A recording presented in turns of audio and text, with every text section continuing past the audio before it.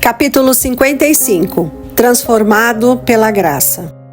A vida de João é um exemplo da verdadeira santificação.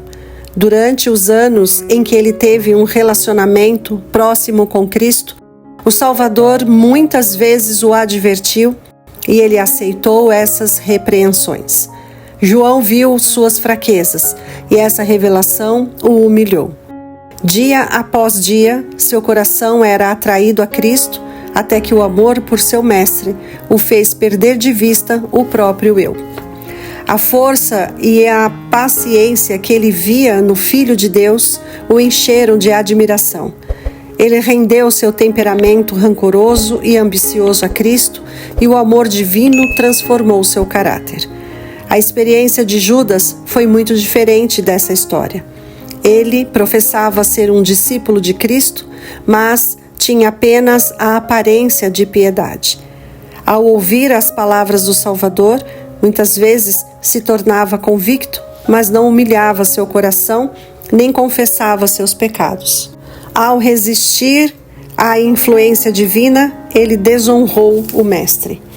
João lutou intensamente contra seus defeitos. Judas, porém, violou sua consciência, apegando-se com mais firmeza aos seus maus hábitos. A verdade que Cristo ensinou não combinava com os desejos de Judas e ele não abria mão de suas ideias. Ele alimentou a cobiça, sentimentos de vingança e pensamentos sombrios e melancólicos, até que Satanás o dominou completamente. João e Judas tiveram as mesmas oportunidades. Ambos se relacionaram intimamente com Jesus. Os dois tinham graves defeitos de caráter e ambos tiveram acesso à graça divina. Mas, enquanto um estava aprendendo com Jesus, o outro apenas ouvia e não mudava. João, vencendo o pecado todos os dias, foi santificado pela verdade. Judas, resistindo ao poder transformador da graça e satisfazendo seus desejos egoístas, tornou-se escravo de Satanás. A transformação que vemos em João é resultado da comunhão com Cristo. Podemos ter defeitos de caráter, porém, quando nos tornamos verdadeiros discípulos de Cristo, somos transformados até nos tornarmos como aquele a quem adoramos. Em suas cartas, João escreveu: todo aquele que nele tem esta esperança purifica-se a si mesmo, assim como ele é puro. 1 João, capítulo 3, verso 3. Aquele que afirma que permanece nele deve andar como ele andou. 1 João, capítulo 2, verso 6. Assim como Deus é santo em sua esfera, também nós, seres humanos caídos pela fé em Cristo, devemos ser santos em nossa esfera. Em toda sua maneira de tratar as pessoas, o propósito de Deus é a santificação. Ele nos escolheu desde a eternidade para que sejamos santos. O Senhor deu seu Filho para morrer por nós, a fim de nos livrar de toda a insignificância do eu. Só poderemos honrar a Deus à medida que formos transformados à sua imagem e dirigidos por seu Espírito. Então, poderemos contar aos outros o que a graça divina fez por nós. A verdadeira santificação ocorre quando Deus desenvolve em nós o princípio do amor.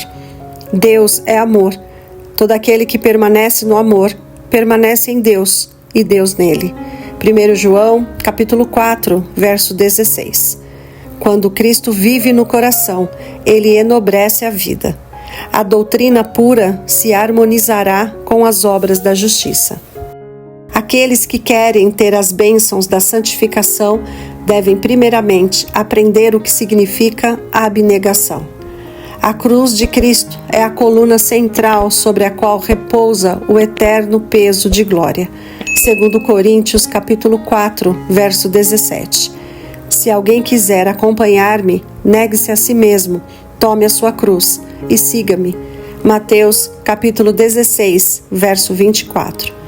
Deus sustenta e fortalece quem está disposto a seguir o caminho de Cristo.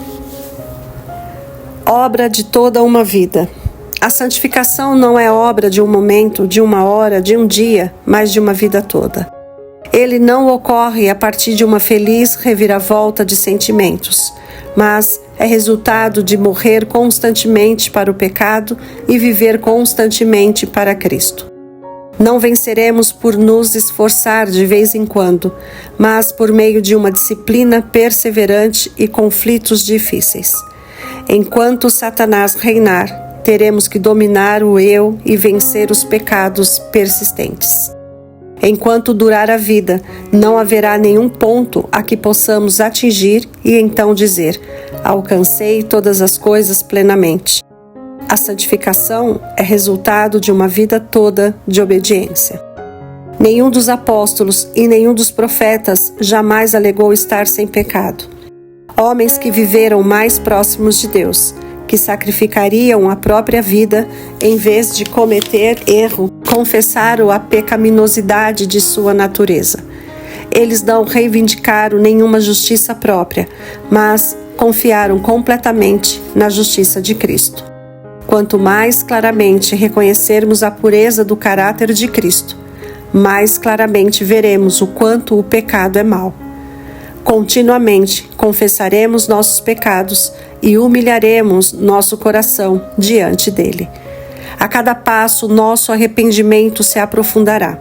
Confessaremos: sei que nada de bom habita em mim, isto é, em minha carne. Romanos capítulo 7, verso 18.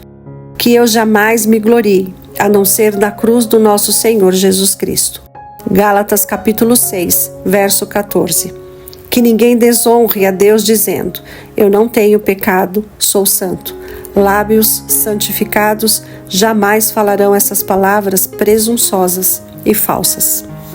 Aqueles que afirmam ter grande santidade devem olhar para o espelho da lei de Deus. Ao compreenderem que a lei revela os pensamentos e motivos do coração, eles não vão se vangloriar de sua inocência.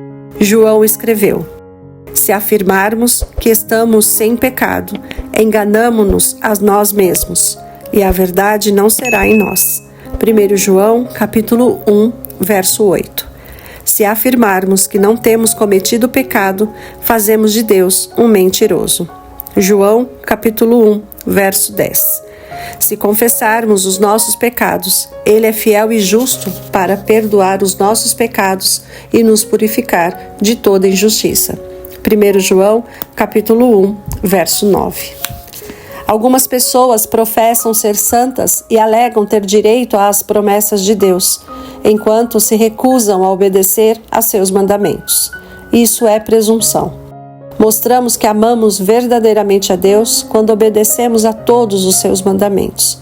Aquele que diz: eu o conheço, mas não obedece aos seus mandamentos, é mentiroso, e a verdade não está nele. 1 João, capítulo 2, verso 4. Os que obedecem aos seus mandamentos permanecem nele, e ele neles. 1 João, capítulo 3, verso 24. João não ensinou que obtemos a salvação pela obediência, mas a obediência é o fruto da fé e do amor. Vocês sabem que ele se manifestou para tirar os nossos pecados, e nele não há pecado. Todo aquele que nele permanece não está no pecado. Todo aquele que está no pecado não o viu nem o conheceu. 1 João, capítulo 3, versos 5 e 6. Se permanecermos em Cristo, nossos sentimentos, pensamentos e ações estarão em harmonia com a vontade de Deus. O coração santificado está em harmonia com os ensinos da lei de Deus.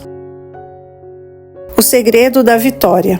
Muitos que tentam obedecer aos seus mandamentos têm pouca paz ou alegria. Essas pessoas não representam corretamente a santificação.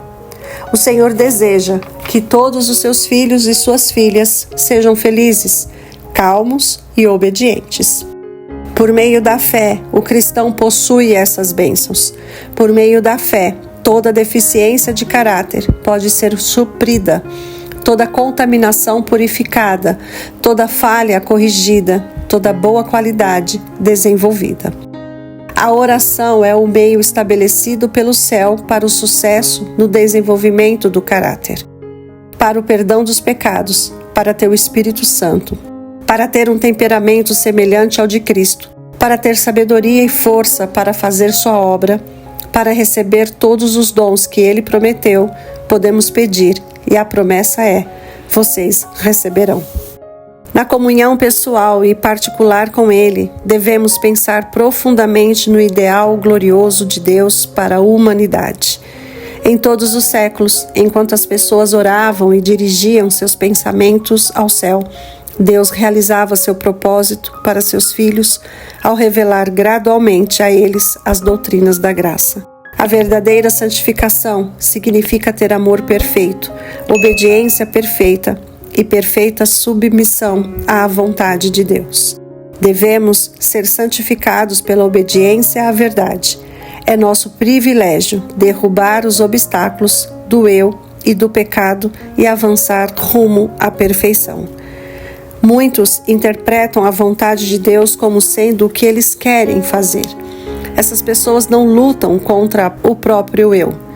Por um tempo, outros lutam sinceramente contra seus desejos egoístas de prazer e comodidade, mas eles se cansam do contínuo esforço de morrer todos os dias para o eu, das dificuldades incessantes. Morrer para o eu parece repugnante e, em vez de resistir à tentação, são dominados pelo seu poder. A palavra de Deus não abre espaço para que sejamos transigentes com o mal, seja qual for o sacrifício do bem-estar ou da tolerância egoísta. Não importa o esforço nem o sofrimento, os seguidores de Cristo devem continuar a travar uma batalha constante contra si mesmos. O maior louvor que podemos oferecer a Deus é tornar-nos instrumentos consagrados por meio dos quais Ele possa trabalhar. Não nos recusemos a dar a Deus o que, embora não obtenhamos mérito ao dá-lo, vai nos arruinar se o negarmos a Ele. Deus pede todo o coração. Entregue-o a Ele. É dele, tanto pela criação quanto pela redenção. Deus pede seu intelecto. Dê a Ele. É dele. Deus pede seu dinheiro. Dê a Ele. É dele. Acaso não sabem? Vocês não são de si mesmos? Vocês foram comprados por alto preço. 1 Coríntios, capítulo 6, versos 19 e 20. Deus coloca diante de nós o ideal mais elevado, a perfeição. Cristo nos pede que estejamos absoluta e completamente a seu favor neste mundo, assim como Ele atua em nosso favor na presença de Deus. A vontade de Deus é que vocês sejam santificados. 1 Tessalonicenses, capítulo 4, verso 3. Será que essa é a sua vontade também? Se você humilhar o seu coração e confessar seus pecados, confiando nos méritos de Jesus, Ele o perdoará e purificará. Deus exige que sejamos totalmente obedientes à sua lei. Permita que seu coração seja preenchido com um desejo interno por sua justiça.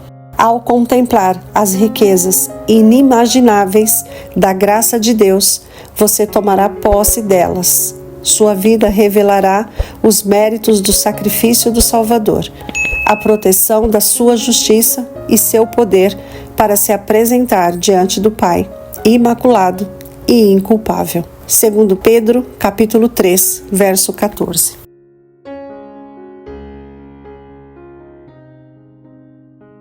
Se gostou, deixe seu like, seu comentário, compartilhe e se inscreva no canal.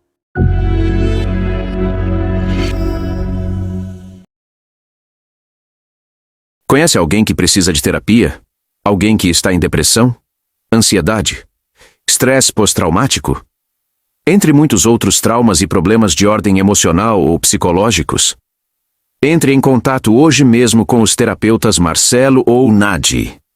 Diga que assistiu o vídeo e ganhe uma consulta grátis.